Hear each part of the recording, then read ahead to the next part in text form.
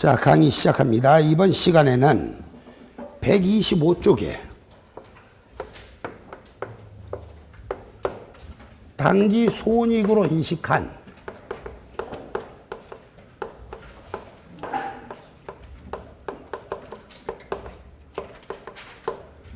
비용의 표시 방법,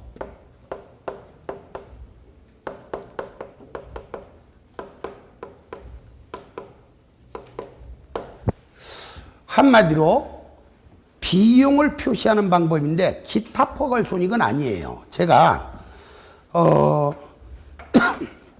작년도에는 이 기타 포괄 손익을 표시하는 방법도 길게 써놨었어요. 근데 난이도가 조금 높다고 생각을 해서 올해는 빼놨는데 하나는 후회스러운 건 하나가 있어. 작년에 이제 강의할 때 날마다 떠드는 것 중 하나예요. 꼭 외우라고 말씀드린 것 중에 하나가 뭐가 있냐? 기타 포괄 손익은 성격별로 분류하고 집단으로 묶어 표시. 요거를 이제 암기를 많이 했었어요. 근데 이 책에서 올해는 그걸 뺐는데 기타 포괄 손익은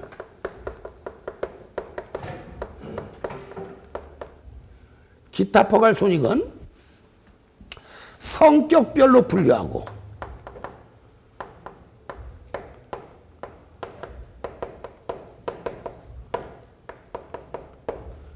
집단으로 묶어 표시.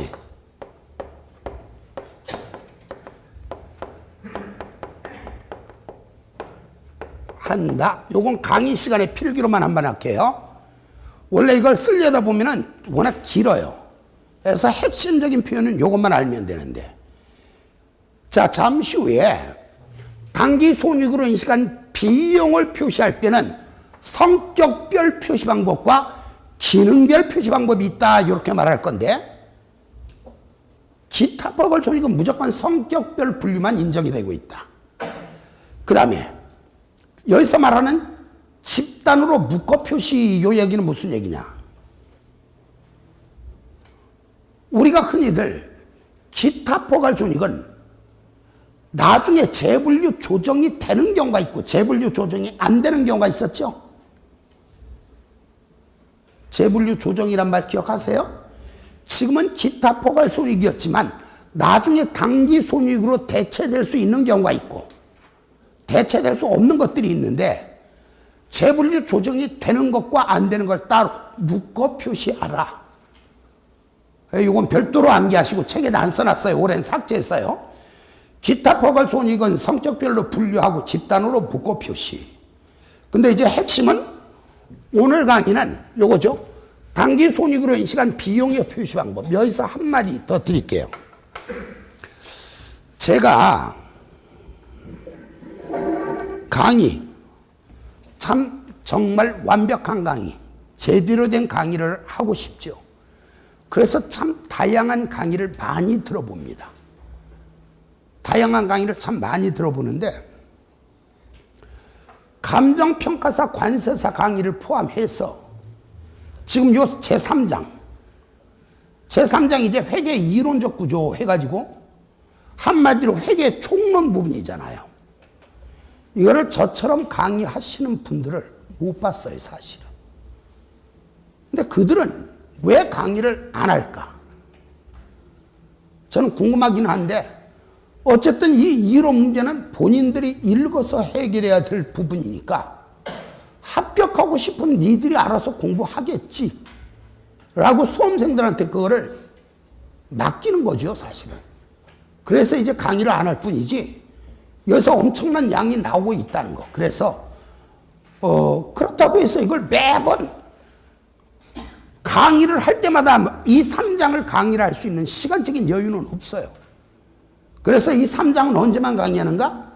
1, 2월에만 강의하는 거예요.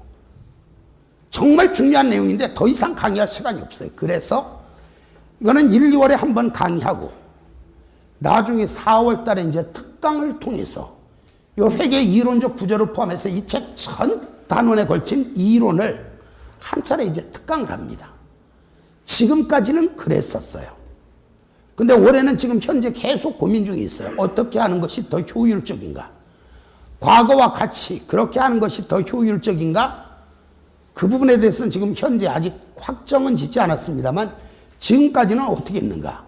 1, 2월에 한 차례 강의하고 4월 달에 또 한 차례 특강을 통해서 전체 이론 정리하고 이런 식으로 강의를 했는데 어쨌든 제3장 이론적구조 겨우 32페이지예요. 이 32페이지에서 아주 적을 때 3문제, 정말 적을 때 3문제, 많을 때는 6문제까지도 출제가 될 수 있다면 그냥 무조건 많이 읽어야죠. 자, 이 이론 문제를 공부를 하는 방법은 나중에도 제가 이런 표현을 쓸 건데, 이런 이론 문제를 이해하고 암기를 하는 방법은 2가지를 가정을 하래요. 첫째, 나는 천재가 아니다. 일단 나는 천재가 아니라는 가정을 하랍니다. 뭔 얘기냐? 천재가 아니기 때문에 단 한 번만 듣고 단 한 번만 읽어서 모든 걸 기억할 수는 없다는 거죠. 2번째 가정, 나는 바보가 아니라는 가정을 하랍니다. 바보가 아니기 때문에 여러 번 읽으면 이해할 수 있다는 거지요. 여기서 여러 번, 나중에 이렇게 말할 겁니다. 17번만 정독하라. 17번만 정독하라. 심리학에서 정설적으로 내려오는 얘기가 있대요. 17번만 읽으면 무조건 외운다. 읽다 보면 제일 처음에는 무슨 뜻인지 모르지요. 그래도 또 읽으랍니다. 그러다 보면은 꼭 이게 17번이란 숫자가 중요한 게 아니라 무조건 자꾸 읽다 보면 어느 순간 눈에 들어온대요. 눈에 들어올 때 거기다가 볼펜 등을 대고 자를 대고 밑줄을 그면서 읽으랍니다. 그리고 읽다가 다시 또 읽다 보면은 새롭게 눈에 들어오는 단원이 있대요. 그러면 그때는 가서 그걸 형광펜을 치면서 읽으래요. 그렇게 하다 보면 아무리 두꺼운 책이라도 시험 보기 전에는 막상 보면은 밑줄 친 것만 보면 되니까 읽을 게 실제로는 별로 없답니다. 자, 이 부분에 대해서는 누가 그런 얘기를 했는지, 왜 이런 얘기가 나왔는지는 나중에 한번 말씀을 드리기로 하고요. 어쨌든 단기 손익으로 인식한 비용의 표시 방법, 요것도 별도로 단골 문제, 한 문제로 구성된 단골 문제 중에 하나, 굉장히 잘 나오는 부분이에요. 읽어볼게요. 단기 손익으로 인식한 비용의 표시 방법 해놓고, 기업은 비용의 성격별 또는 기능별 분류 방법 중에서 신뢰성 있고 동목적 적합한 정보를 제공할 수 있는 방법을 적용해서 단기 손익으로 인식한 비용의 분석 내용을 표시한다. 이 얘기는 무슨 얘기냐? 단기 손익으로 인식한 비용을 표시하는 방법은 성격별과 기능별 중 선택을 하라. 자, 그 아래 박스 중에서 제가 작년에 이렇게 여러 페이지 있던 걸 올해는 요거 필기로만 강의한다고 해놓고 그 아래 써 있죠. 비용 중 단기 손익은 성격별과 기능별 중 선택할 수 있지만 기타 포괄 손익은 성격별 분류만 인정되고 있다. 요거 하나 참고하시고요. 자, 그 아래. 그러면 이제 성격별 분류와 기능별 분류의 차이를 살펴볼게요. 성격별 분류. 단기 손익에 포함된 비용은 성격별로 통합하고 기능별로 재배분을 하지 않는다. 뭐 성격이라는 말의 의미는 뭐 감가상각비냐 원재료를 구입한 거냐 운송비냐 뭐 쭉 나와 있는데 그 내용은 중요한 건 아니고 작성하는 게 의미가 없으니까 우리가 논문 쓰거나 작성하는 건 아니잖아요. 자, 여기서 이제 핵심적인 표현은 요거 비용은 자 성격별 분류라는 건 뭐냐? 성격별로 통합하고 기능별 재배분을 하지 않는 거. 이 비용들이 어떤 기능들을 하는지 재배분을 할 필요가 없다. 재배분을 하는 과정이 필요 없다 보니까 적용이 간단할 수 있다. 자, 저를 보세요. 성격별 분류 다 끝났어. 더 이상 볼 거 없어요. 성격별 분류는 뭐냐? 성격별로 통합하고 기능별 재배분을 하지 않는다. 그래서 적용이 간단할 수 있다. 한 번 더 열보시고, 성격별 분류는 성격별로 통합하고 기능별 재배분을 하지 않는다. 따라서 적용이 간단할 수 있다. 이 말 이외에는 전부가 거짓말입니다. 자, 들어보세요. 맞다 틀리다, 맞다 틀리다. 요거 대답해 보세요. 들어보세요. 성격별 분류는 성격별로 통합한다. 맞아요, 틀려요? 맞다 틀리다 빨리빨리 대답해야 돼. 성격별 분류는 반드시 매출원가를 분리 공시한다. 틀리다. 지금 말한 거 말고 다 거짓말이라니까. 성격별 분류는 정부 이용자에게 보다 목적 적합한 정보를 제공할 수 있다. 틀리다. 성격별 분류는 자의적인 배분과 상당한 정도의 판단이 개입될 수 있다. 틀리다. 성격별 분류는 기능에 대한 추가 정보를 공시한다. 틀리다. 됐죠? 성격별로는 딱 세 마디. 성격별로 통합하고 기능별 재배분을 하지 않는다. 그래서 적용이 간단할 수 있다. 이 말 말고는 전부 다 거짓말. 기능별 분류 보죠. 기능별 분류. 기능별 분류 보니까 거기 가로 속에 매출원가법하고 나와 있죠. 찾으셨어요? 이유는 뭐냐면은 기능별 분류에서는 다른 건 몰라도 죽어도 매출원가는 쓰고 죽어야 돼. 그러니까 성격별에 반드시 따로 표시하는 건 뭐가 있는가? 수용금지법.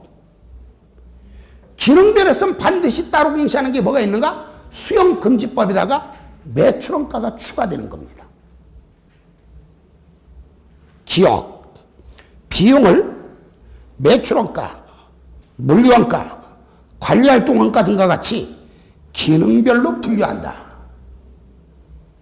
이 방법에서는 적어도 매출원가를 다른 비용과 분리하여 공시한다. 죽는 한이 있어도 매출원가는 별도로 분리해서 표시해 주란 얘기입니다. 뒤로 넘어갑니다. 자, 기능별 분류. 기능별 분류의 장점.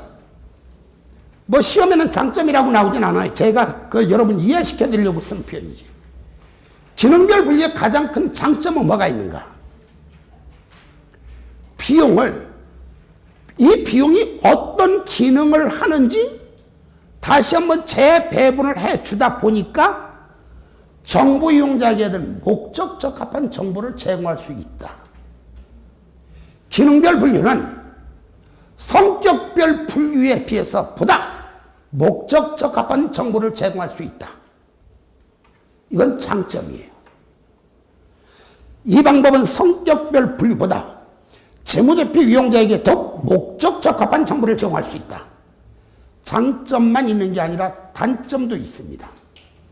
비용을 성격별로 분류한 다음에 재배분을 하는 과정이 필요하다 보니까 이 재배분을 할 때는 어떻게 되는가? 회계 책임자의 주관이 개입될 우려가 있죠.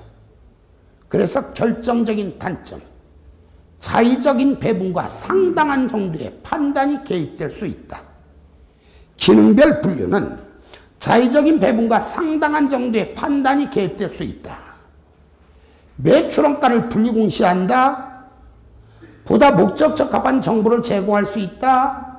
자의적인 배분과 상당한 정도의 판단이 개입될 수 있다.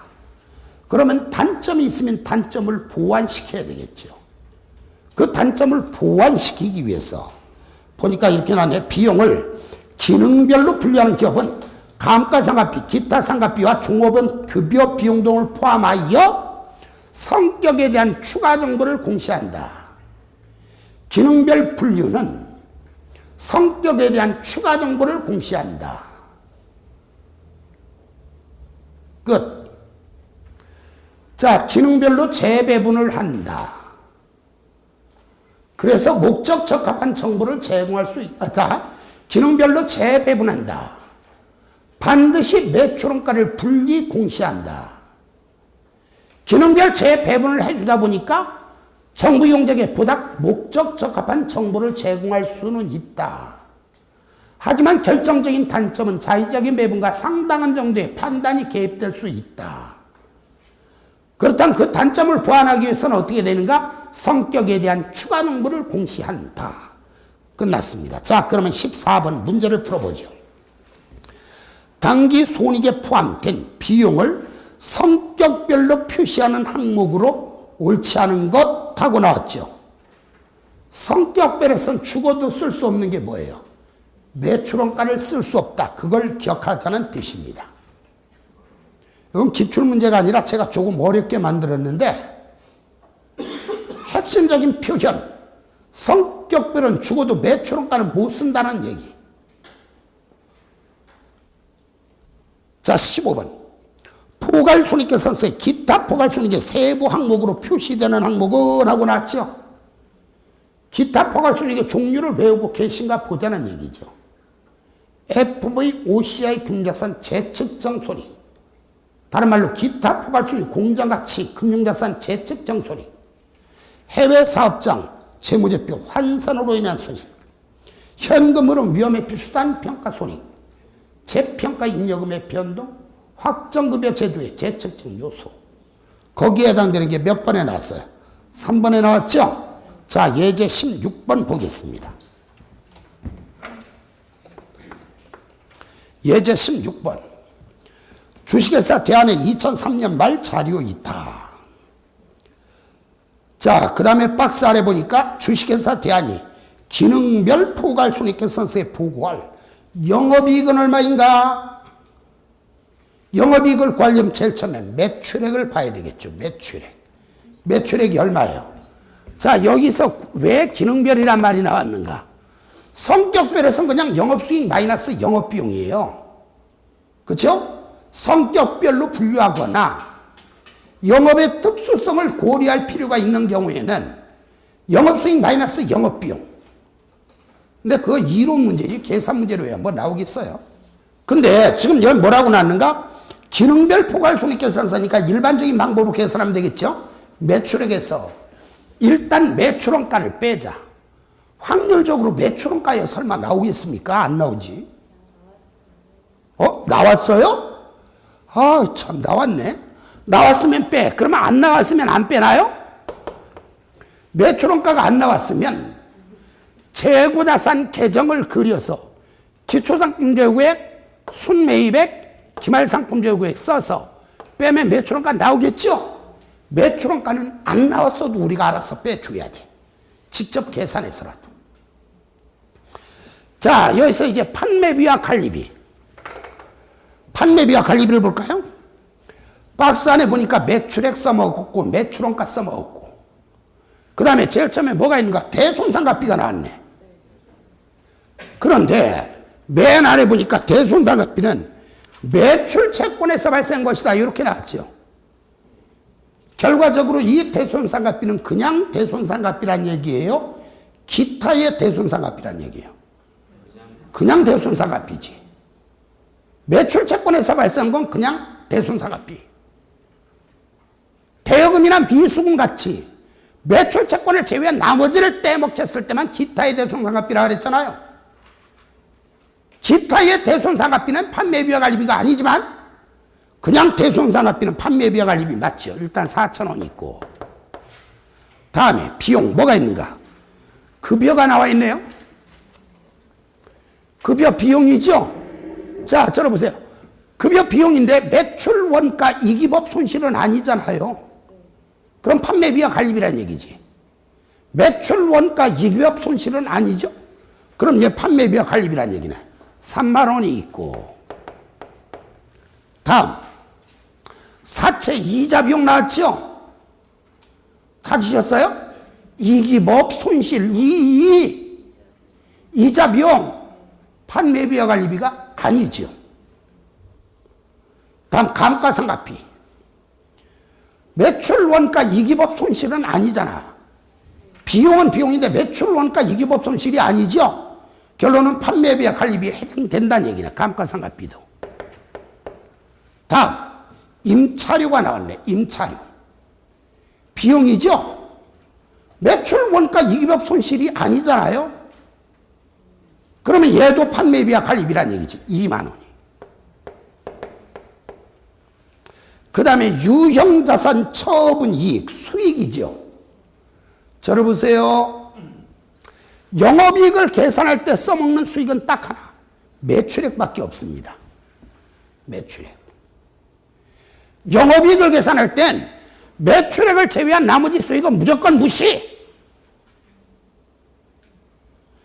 FVOCI 금자산 처분이익이 나왔네. 처분이익. 수익이죠. 수익은 수익이지만 영업이익을 계산할 땐 수익은 딱 하나 매출액만 써먹으라 그랬잖아. 결과적으로 이 문제에서 유형자산 처분이익과 FVOCI 금자산 처분이익은 부시한다는 거. 그러다 보면 요번에 판매비와 관리비는 57,000원이 있네요. 4개 더하니까 이걸 뺀 거. 이게 영업이익이란 얘기죠. 115,000원이 나오나요? 다음 17번. 단일 포괄 손익계산서에 표시할 수 없는 걸 고르라 그랬네. 물론 반드시 죽는 한이 있어도, 때려 죽는 한이 있어도 꼭 적어야 하는 게 수용금지법. 그렇죠? 근데 어쨌든 단일 포괄 손익계산서 결론은 수익과 비용을 적어주는 재무제표잖아요. 그러면 FVOCI 금자산 평가이익은 기타 포괄 손익이죠? 들어가죠. 법인세 비용, 수용금지법 적어야죠. 당기순이익 당연히 적어야죠. 자기 주식 처분 손실은 비용이죠. 또 끄떡끄떡 그런다. 자주 감자 자본이잖아. 자본. 자기 주식 처분 손실은 자주 감자, 자기 주식, 주식 할인 발행 차금, 감자 차손, 자기 주식 처분 손실, 얘는 자본이잖아요. 수익이나 비용이 아니니까 당연히 포괄 손익계산서에 표시할 수 없죠. 재평가 잉여금의 변동, 재평가 잉여금의 변동 뭐예요? 기타 포괄 손익이죠. 기타 포괄 손익의 종류 5개 외우셨죠? 얘는 기타 포괄 손익이잖아. 당연히 표시가 되지요. 됐고, 자본 변동표. 자, 여기서 기억할 거는 이것만 기억해 주시면 돼요. 자, 자본 변동표는 모든 자본의 크기와 자본의 변동에 관한 정보를 제공하는 건데, 자본 변동표는 일정 시점의 자본의 크기와 일정 기간 동안에 자본의 변동에 관한 정보를 제공하는데, 저를 잠깐 보실까요? 제가 강의할 때 이렇게 하네요. 자본의 종류. 자본의 종류 5가지가 있었죠. 자본금, 자본잉여금, 자본유지 조정, 기타, 포괄손익, 누계액, 이익잉여금. 자본금은 뭐냐? 발행 주식수 곱하기 액면 단가. 자본잉여금은 감주자, 감자차익, 주식 발행 초과금, 자기주식 처분이익. 자, 자본유지 조정은 부가적 자본유지 조정과 차감적 자본유지 조정이 있는데, 부가적 자본유지 조정은 미주 출신 외워도 되고, 이상하게 부가적 자본유지 조정은 시험에 잘 안 나오더라. 차감적 자본유지 조정은 자주 감자. 기타 포괄손익 누계액은 FVOCI 금자산 평가손익, 해외사업장 재무제표 환산으로 인한 손익, 현금으로 위험에 비슷한 평가손익. 다음에 뭐야? 재평가 잉여금의 변동이에요. 그냥 재평가 잉여금의 잔액입니다. 잔액. 현재 재평가 잉여금이 얼마 남았는지, 재평가 잉여금의 잔액, 확정급여 제도의 재측정 요소. 얘 누적시킨 게 자본이라는 얘기죠. 이익잉여금. 이익잉여금은 법정적립금, 임의적립금, 미처분이익잉여금. 이때 자본 중에서 요 3개는 자본거래에 의해서 나타난 자본이라 그랬죠. 지분 참여자와의 거래에서, 기업과 지분 참여자의 거래에 의해서 나타나는 자본이 있고, 아래 2가지는 손익거래에 의해서 나타나는 자본인데, 제가 뭐라 그랬는가? 자본 변동표는 일정 시점에 자본의 크기와 자본의 변동에 관한 정보를 제공한다 그랬어요. 무슨 얘기냐? 자본거래, 손익거래에 따지지 않고 모든 자본의 크기와 자본의 변동에 관한 정보를 제공하는 게 자본 변동표입니다. 책은 볼 필요도 없어요. 뒤로 넘어갔어.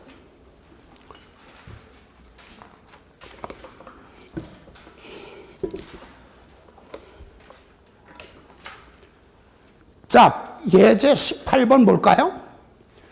자본 변동표에서 확인할 수 없는 항목을 고르래. 자본 변동표에서 뭐를 알 수 있어요? 자본이 변했을 때만 알 수 있죠? 이것이 자본의 변동에 영향을 미치는가 안 미치는가 따지면 돼. 제일 처음에 자기 주식의 취득. 여러분 저를 보세요. 자기 주식을 사왔죠? 누구한테서 사왔어? 주주와의 자본거래죠? 취득했으면 돈을 줬을까 받았을까? 돈을 줬죠? 주주에게 돈 주면 자본이 감소하지요. 자본이 감소하니까 표시되네. 다음에 당기순 손익. 당기순 손익이나 총포괄손익은 자본에 영향을 미쳐요 안 미쳐요? 미치죠? 표시해야 되겠네. FV-OCI 국내산 평가이익 수익이 생겼죠? 수익이 생기면 자본이 증가해요 감소해요? 증가하죠? 자본이 변하죠? 표시되겠네. 네 번째 현금 배당을 했네요. 여러분 배당금 줬네요. 누구한테 줬어요? 주주에게 뭐로 줬어요? 돈 줬죠? 주주에게 돈 주면 자본이 증가 감소? 감소. 자본이 변하죠? 적어야 되겠네. 그럼 주식 분할은 뭐예요? 주식 분할은 주식은 한 개 주식을 여러 개로 쪼갠 것뿐이죠? 뭐는 증가하고 수량은 증가하고 뭐는 감소하지만 액면 단가는 감소하지만 자본의 변동은 없죠? 따라서 주식 분할은 자본 변동표에 표시하지 않습니다. 다음 현금 흐름표. 자, 현금 흐름표는 맨 뒤에서 재무제표 분석이라는 단원 앞에 별도로 표시가 돼 있어요. 여기서는 이것만 기억하시면 돼요. 현금 흐름표는 현금이 어떻게 들어왔는가 어떻게 나갔는가 현금 흐름에 관한 정보를 제공하되 구체적으로 영업활동에 의해서 돈이 들어오고 나갔는가 투자활동에 의해서 돈이 들어오고 나갔는가 재무활동에 의해서 돈이 들어오고 나갔는가 영업활동, 투자활동, 재무활동으로 분류해서 현금 흐름에 관한 정보를 제공한다. 이 표현과 함께 자 2번과 3번은 읽어도 좋고 안 읽어도 좋고요. 반가로 4번 볼게요. 뭐라고 나왔는가? 현금 흐름 정보는 동일한 거래와 사건에 대하여 서로 다른 회계 처리를 적용함에 따라 발생하는 영향을 제거하기 때문에 다시 한번 동일한 거래와 사건에 대하여 서로 다른 회계 처리를 적용함에 따라 발생하는 영향을 제거하기 때문에 이 얘기는 무슨 얘기냐면 저를 잠깐 보세요. 발생 기준은 자 앞에서도 얘기했잖아. 현금 흐름표는 현금 기준으로 작성을 하고 현금 흐름표를 제외한 나머지는 전부 발생 기준으로 작성한다 그랬죠? 이때 발생 기준은요. 동일한 거래라 하더라도 다양한 회계 처리 방법이 존재합니다. 기업 간에 다양한 회계 처리 방법이 존재하다 보니까 아무래도 기업 간의 비교 가능성이 좀 저하될 우려가 있어요. 그러나 현금 흐름표는 뭐냐? 오로지 돈 들어오고 나간 것만 따지는 거거든요. 그러니까 모든 기업이 회계 처리하는 방법이 똑같다는 얘기지. 그 얘기입니다. 여기서 서로 다른 회계 처리를 적용함에 따라 발생하는 영향을 제거하기 때문에 이 얘기 무슨 얘기냐? 모든 기업이 회계 처리 방법이 똑같다. 따라서 영업 성과에 대한 비교 가능성을 제고한다. 그러면 또 이 제고가 뭔 뜻인지 모르는 분 계시네. 제고가 고자는 높을 고자죠. 비교 가능성이 증가한다는 얘기지. 비교 가능성이 증가한다는 얘기죠. 높아진다는 얘기죠. 현금 물음표는 발생 요인에 의해서 작성된 재무제표보다 기업 간 비교 가능성이 증가한다는 얘기야. 제고한다. 비교하기가 좀 쉬워진다 이런 얘기죠.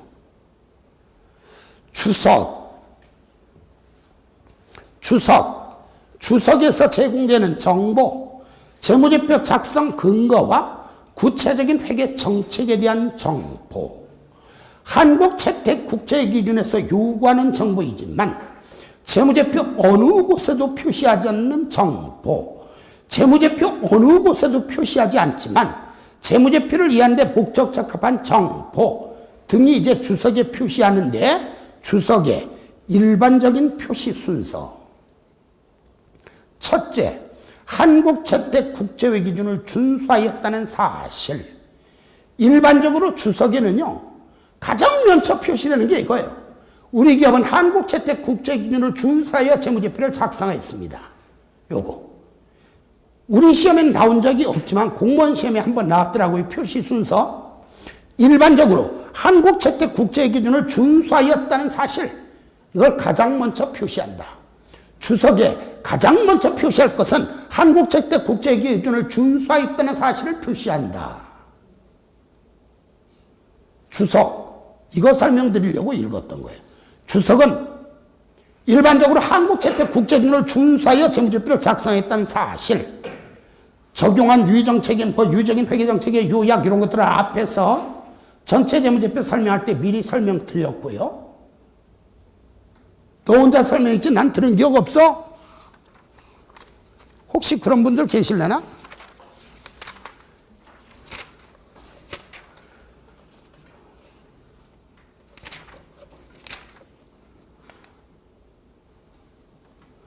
지금 어디를 뒤지는 거야?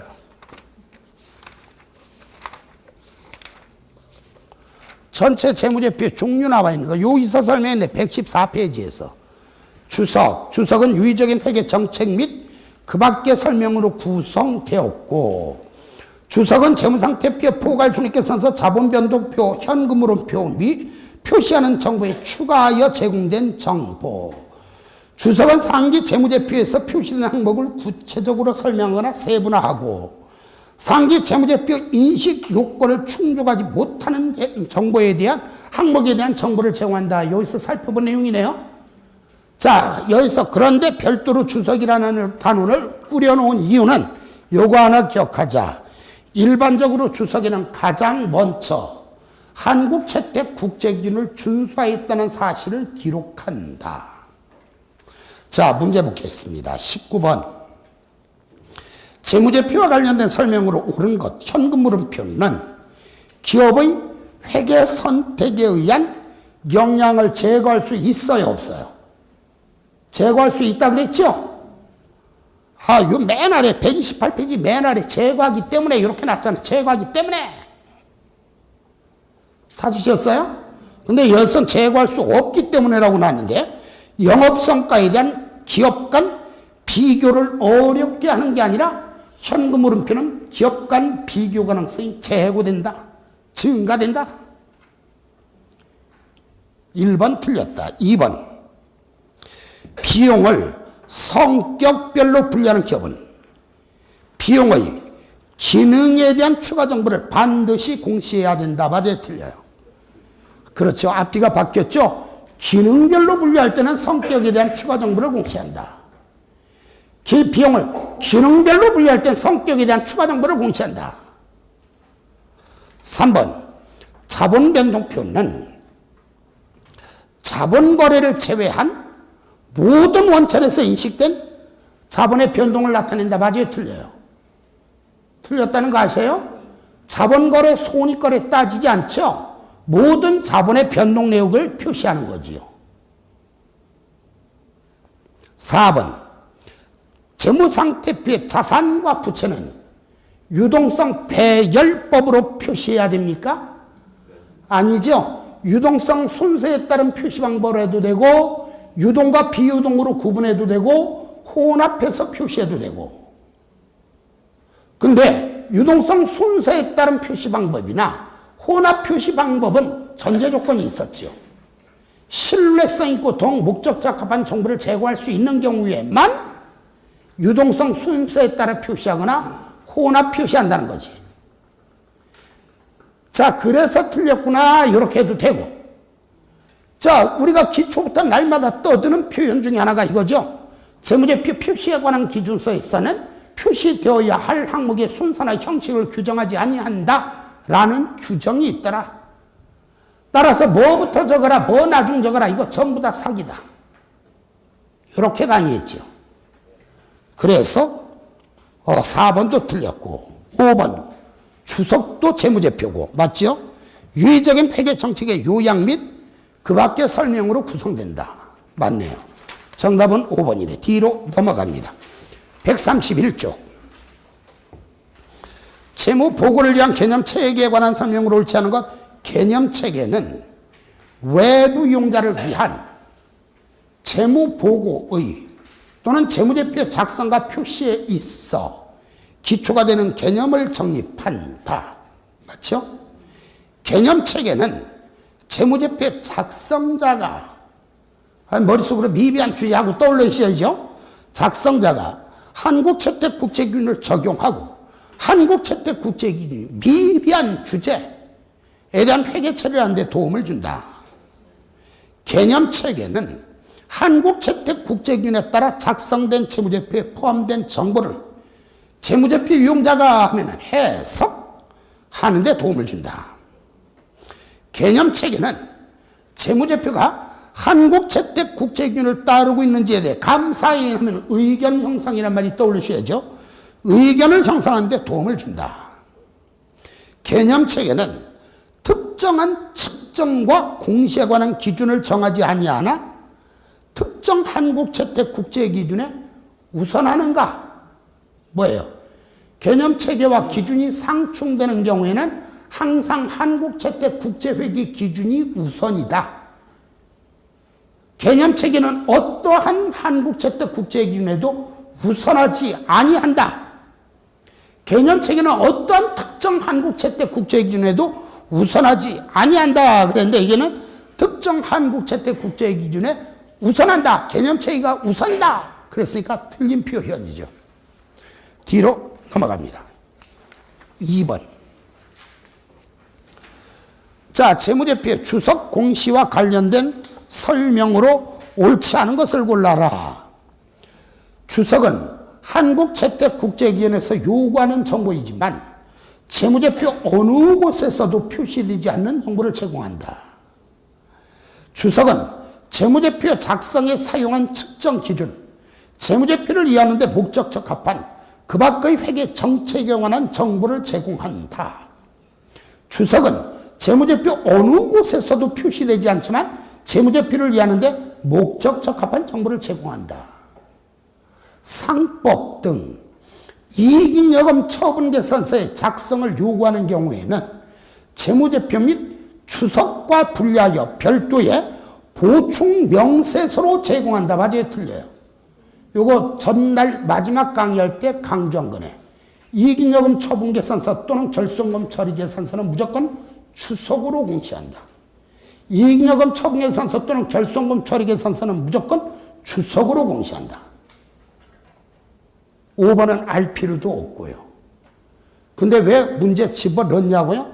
이거 다른 시험에 출제되었던 문제인데 우리 시험보다는 굉장히 수준이 높은 문제이기는 해요. 그러면서도 이 문제를 그대로 집어넣는 건 시험 보는 요령 때문이야. 늘 말씀드리지만 회계 1호 문제는요. 대한민국에서 막말로 감정평가사, 관세사까지 다 포함해도 여러분보다 제대로 배우고 시험 보러 가시는 분이 대한민국에 한 분도 없을 겁니다. 아마 그들은 대부분 특강 등을 통해서 한 차례 정도 읽고만 넘어가는 정도일 거예요.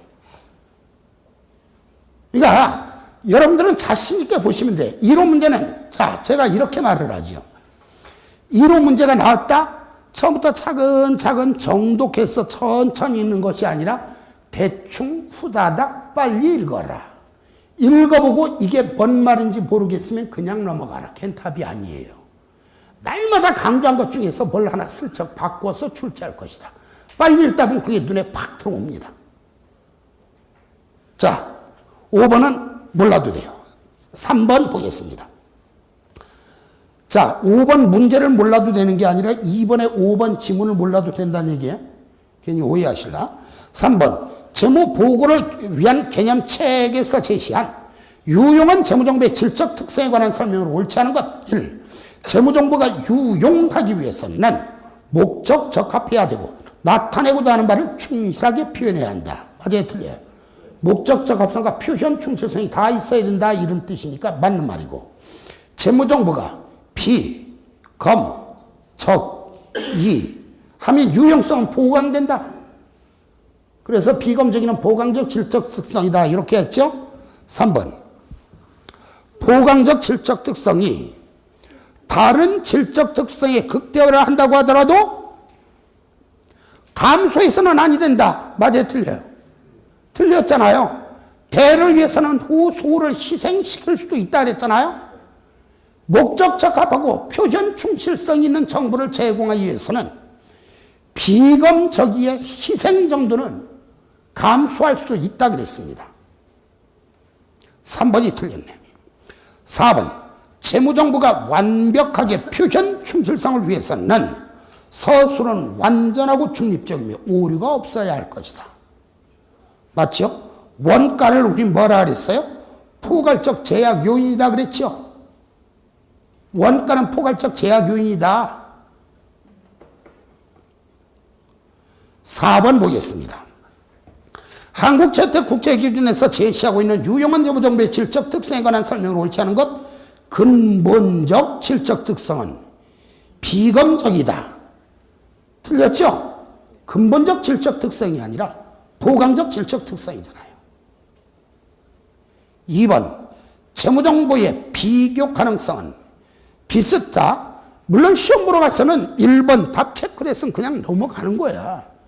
어디 다시 한번 보자, 내가 실수했나 한 번 더 보자, 이러는 게 아니라, 그렇죠? 그런데 여기서는 강의를 안 할 수가 없잖아요. 그래서 설명하는 거죠.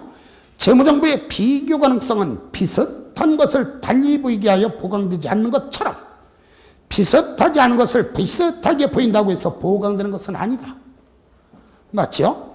목적 적합하지 않은 현상에 대한 표현 충실성과 목적 적합한 현상에 대한 충실하지 못한 표현 모두 정보 이용자가 좋은 결정을 내리는데 도움이 되지는 않는다. 뭔 얘기예요? 목적 적합성과 표현 충실성 둘 중에 하나라도 문제가 생기면 이건 유용하지 못한 재무정보다, 이렇게 가겠죠.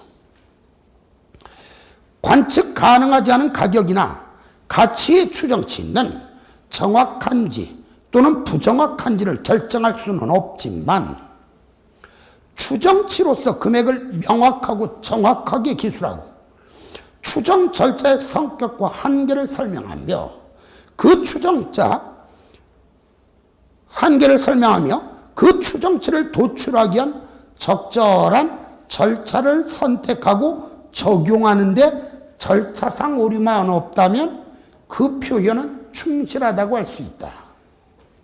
맞죠? 일관성은 한 보고기업 내에서 같은 기간 동안의 기업 간 동일한 항목에 동일한 방법을 적용하는 것을 말하는 것으로 비교 가능성은 목표이고 일관성 그 목표를 달성하는 데 도움을 준다. 시험이 어떤 형태로 나오는가를 보기 위해서 계속 읽은 것이에요. 자, 5번. 재무 보고를 위한 개념 체계는 재무 정보가 유용하기 위한 질적 특성으로 크게 근본적 질적 특성과 보강적 질적 특성을 제시하고 있다. 다음 중 목적 적합하고 충실하게 표현된 정보의 유용성을 보강시키는 질적 특성에 해당하는 거, 보강적 질적 특성을 고르란 얘기죠. 비검적 이를 고르란 얘기네. 이해하셨죠? 정답은 4번이고 뒤로 넘어가면 6번. 재무 보고를 위한 개념 체계에 대한 설명으로 옳지 않은 것 하고 나왔는데 1번 목적 적합하고 충실하게 표현된 정보의 유용성을 보강시키는 질적 특성이 있는, 한마디로 보강적 질적 특성인 비검 중이가 있다. 틀렸죠? 시험은 이렇게 나온다고. 그래서 자꾸 읽으면은 대충 후다닥 빨리 읽어도 눈에 보인다는 얘기예요. 2번 새로운 재무 보고 기준의 전진 적용으로 인한 비교 가능성의 일시적 감소는 장기적으로 목적 적합성이나 표현 충실성을 향상시키기 위해서 감소할 수도 있다. 비검적의 감소는 감소할 수도 있다. 대를 위해서 소를 희생할 수도 있으니까. 3번 재무정보가 유용하기 위해서는 목적 적합해야 되고 나타난 바고를 충실하게 표현한다. 따라서 목적 적합성과 표현 충실성은 근본적 질적 특성이다. 4번 검증 가능성은 합리적인 판단력이 있고 독립적인 서로 다른 관찰자가 어떤 소술이 표현 충실성이라는 데 비록 반드시 완전히 일치하지는 못한다 하더라도 의견이 일치할 수 있다는 것을 의미한다. 그렇죠? 김성길은 미남이다 검증되었다 이거 아니에요. 5번 표현 충실성은 모든 면에서 정확한 것을 의미하지는 않는다. 오류가 없다는 것은 현상의 기술에 오류나 누락이 없고 보고 정보를 생산하는 데 사용되는 절차의 선택과 적용 시 절차상 오류가 없음을 의미한다. 맞고. 7번 재무보고를 위한 개념책의 유용한 재무정보의 질적 특성에 관한 설명으로 옳지 않은 것 1. 보강적 질적 특성은 정보가 목적 적합하지 않거나 충실하게 표현되지 않으면 개별적으로든 집단적으로든 그 정보를 유용하게 할 수 없다. 무슨 얘기예요? 목적 적합성과 표현 충실성이 없다면 비검적이 각각 개별적으로든 집단적으로든 정보를 유용하게 할 수 없다. 무조건 목적 적합성과 충실한 표현은 무조건 일단 있고 봐야 된다는 얘기를 하랬어요? 맞는 말이고. 2번 중요성은 개별기업의 재무보고서 관점에서 해당 정보와 관련된 항목의 성격이나 규모 또는 이 둘 모두에 근거하여 해당 기업의 특유한 측면의 목적적 합성을 의미한다. 중요성은 해당 기업의 특유한 측면의 목적적 합성을 의미한다. 보강적 질적 특성을 적용하는 것은 어떤 규정된 순서를 따르지 않는 반복적인 과정으로, 자, 근본적 질적 특성을 적용하는 효율적이고 효과적인 순서는 정해져 있지만 보강적 질적 특성을 적용하는 효율적이고 효과적인 순서는 정해져 있지 않다 그랬어요. 따라서 어떤 규정된 순서를 따르지 않는 반복적인 과정으로 때로는 하나의 보강적 질적 특성이 다른 질적 특성의 극단을 위해 감소되어야 할 수도 있다. 옳죠? 보강적 질적 특성은 비검적 충의가 있다. 비검적 표가 있다. 틀렸죠? 시험은 항상 이렇게 나온다고요. 자, 재무 정보가 예측 가치를 갖기 위해서는 그 자체가 예측치 또는 예상치일 필요는 없다. 자, 8번. 검증 가능성은 합리적인 판단력이 있고 독립적인 서로 다른 관찰자가 어떤 소수의 표현 충실성이라는데 대체로 의견이 일치할 수 있다는 것을 의미한다. 맞죠? 2번. 재무정보의 예측가치, 확인가치 또는 이 둘 모두가 있다면 의사결정의 차이가 나도록 할 수 있다. 완벽하게 표현 충실성은 서술은 완전하고 중립이며 오류가 없어야 할 것이다. 이해가능성은 정보 이용자가 항목 간의 유사점과 차이점을 식별하고 이해할 수 있게 하는 질적 특성인가? 항목 간에 무엇이 비슷한지, 무엇이 차이가 나는지 이해할 수 있게 하는 질적 특성은 비교 가능성이라 그랬죠. 앞에서 심지어 예를 이런 식으로 출제하는 사람들이 있다 이렇게 말을 했던 내용이에요. 적시성은 의사결정에 영향을 미칠 수 있도록 의사결정자가 정보를 제때에 이용 가능하게 하는 것. 뒤로 넘어갔어. 자, 자산을 취득할 때 대가로서 취득 당시에 지급한 현금 또는 현금성 자산이나 취득 당시에 지급한 그 밖의 대가의 공정가치로 기록하는 것, 역사적 원가 또는 취득 원가라 그랬죠. 사올 때 가격을 그냥 계속 장부에 적는 것, 요즘 시세가 얼마건 애초에 사올 때 금액을 계속 장부에 적는 것, 역사적 원가, 다른 말로 취득 원가라 그랬죠. 자, 10번 재무상태표에 자산과 부채의 유동과 비유동에 관한 설명으로 옳지 않은 것 1.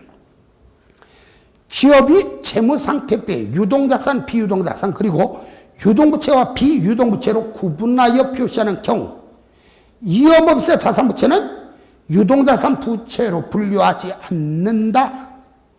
맞지요? 2번. 사실은 대부분은 여기서 이제 1번에서 판단을 하기 시험에 나오는데 이런 문제는 이 문제는 제가 최대한으로 난이도를 높여놨어요. 제가 낸 문제입니다. 이 문제는. 10번에 2번.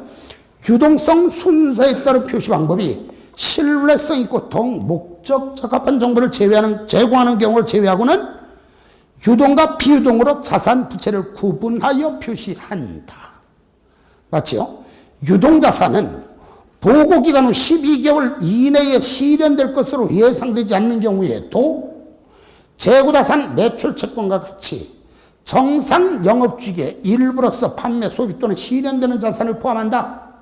매출채권과 재고자산은 무조건 유동자산이다. 이 얘기였고. 4번. 신뢰성 있고 목적 적합한 정보를 제공한다 하더라도 자산과 부채의 일부는 유동, 비유동으로 구분하고 나머지는 유동성 순서에 따른 표시와는 혼합 표시 방법은 허용되지 않습니까? 허용되지요? 얘가 틀렸네. 5번.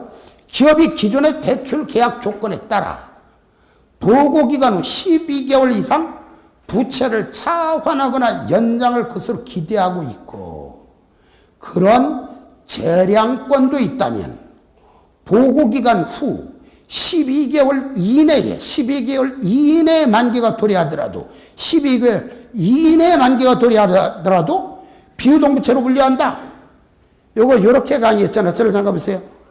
예를 들어 어떤 사람한테 돈을 빌리면서 3개월 있다 줄게.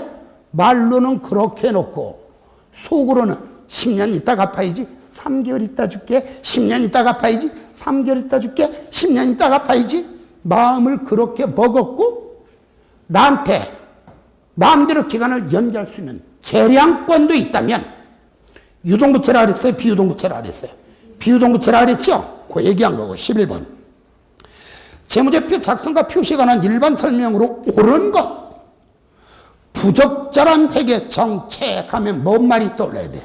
정당화될 수 없다. 답은 1번이네요? 옳은 거 고르라 그랬죠? 1번 옳은 말이고 2번 맞아볼까? 기업은 모든 정보를 발생기준 회계를 사용해서 재무제표를 작성합니까? 아니죠. 현금 흐름 정보는 현금 기준이고 나머지만 발생 기준이죠. 틀렸고. 3번. 재고자산 평가 충당금을 차감하여 재고자산을 순액으로 측정하는 것은 상계 표시가 아니라 그랬죠. 재고자산에 대한 재고자산 평가 충당금, 매출채권에 대한 대손 충당금을 차감하여 관련자산을 순액으로 측정하는 것은 상계 표시가 아니다. 이렇게 말했잖아요. 2번도 틀렸네. 3번도 틀렸네. 4번. 재무제표는 일관성 있게 1년 단위로 작성하지만 따라서 실무적인 이유로 기업이 52주의 보고기간을 선호하더라도 기준서에서는 이러한 보고 간행을 금지합니까? 금지하지 않는다 그랬죠? 다음 5번. 한국채택국제기준을 준수하여 작성된 재무제표는 국제회계행위를 준수하여 작성된 재무제표임을 주석으로 공시할 수 없습니까? 한국이란 말 쓰기 싫으면 국제기준을 준수하여 재무제표를 작성하겠습니다 라고 공시해도 된다 그랬죠?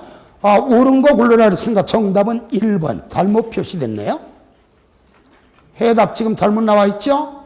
수정해 주시고 뒤로 넘어갑니다. 12번. 재무정보의 질적 특성에 관한 설명으로 옳은 것, 옳지 않은 것. 유용한 재무정보의 질적 특성, 근본적 질적 특성은 목적 적합성과 표현 충실성이 있다.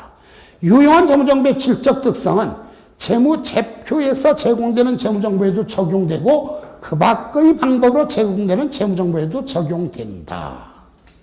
2번 비검척인은 목적적 합성과 충실하게 표현된 정보의 유용성을 보강시키는 질적 특성이고 보강적 질적 특성을 적용하는 것은 어떤 규정된 순서를 따르지 않는 반복적인 과정이다. 따라서 때로는 하나의 보강적 질적 특성이 다른 질적의 극대화를 위해서 감소되어야 할 수도 있다. 검증 가능성은 합리적인 판단력이 있고 독립적인 서로 다른 관찰자가 어떤 서술이 표현 충실성이라는데 비록 반드시 완전히 일치하지 못한다 하더라도 의견이 일치할 수 있다는 것을 의미한다. 계량화된 정보가 검증 가능하기 위해서는 단일점 추정지어야 한다. 그런데 이 말은 제가 괜히 집어 삭제시켰어야 되는데 그 말이 표시가 되어 있네요. 다음 계속해서 4번. 자, 문제 자체가 잘못된 건 아닌데 자, 수정을 하셔도 되고 5번 표현 충실성은 모든 면에서 정확한 것을 의미하지는 않는다. 근데 의미한다 그랬으니까 틀렸죠? 오류가 없다는 것은 현상의 기술의 오류나 누락이 없고 보고 정보를 생산하는 데 사용되는 절차 선택 적용 시 절차상 오류물은 없음을 의미한다. 이 맥락에서 오류가 없다는 것은 모든 면에서 완벽하게 정확한 것을 의미하지는 않는다. 근데 의미한다 그랬죠? 틀렸네요? 자, 목적 적합한 재무정보는 정보 이용사의 의사결정의 차이가 나라고 할 수 있고 예측가치, 확인가치 둘 모두가 있다면 의사결정의 차이가 나도록 할 수 있다. 한 문제로다가 여러 개를 좀 한꺼번에 공부를 해보자. 왜 문제를 지나치게 다양화시킬 수는 없으니까 한쪽에다가 좀 많은 지문을 집어넣어 봤어요. 많이 읽어주십사 하는 의미고. 다음 13번. 기업은 비용을 분류하는 방식에 따라 성격별 포괄손익계산서와 기능별 포괄손익계산서를 선택할 수 있다. 다음 중 성격별 포괄손익계산서와 기능별 포괄손익계산서에 공통으로 나타나지 않는 것. 수용금지법은 성격별과 기능별의 공통이라고 그랬죠. 자, 정답은 1번이 되고 14번. 포괄손익계산서의 구조와 내용에 관한 설명을 옳지 않은 것. 1. 비용의 성격별 또는 기능별 분류법 중에서 신뢰성 있고 더욱 목적 적합한 정보를 제공할 수 있는 방법을 적용해서 단기 손익으로 인식한 비용의 분석 내용을 표시한다. 비용을 기능별로 분류하는 경우에는 감가상각비, 기타상각비, 종업원 급여 비용 등을 포함하여 성격에 대한 추가 정보를 공시한다. 기타 포괄손익의 구성요소와 관련된 법인세 비용의 금액은 포괄손익계산서나 주석에 공시한다. 수익에서 매출 원가 및 판매비의 관리비를 차감한 영업이익은 포괄손익계산서에 구분하여 표시한다. 수익과 비용의 어느 항목도 포괄손익계산서에는 특별손익을 표시할 수 없지만 주석으로는 표시해도 됩니까? 절대로 써서는 안 된 말, 회계하는 한 금기사항이야. 특별손익 이런 말 쓰면 도망가야 돼. 그런 건 없다. 자, 5번이 틀렸고 뒤로 넘어가서 15번. 재무상태표 및 포괄손익계산서에 관한 설명을 옳지 않은 것. 재무상태표에서 자산과 부채는 유동과 비유동으로 구분하거나 순서대로 적어라. 맞지요?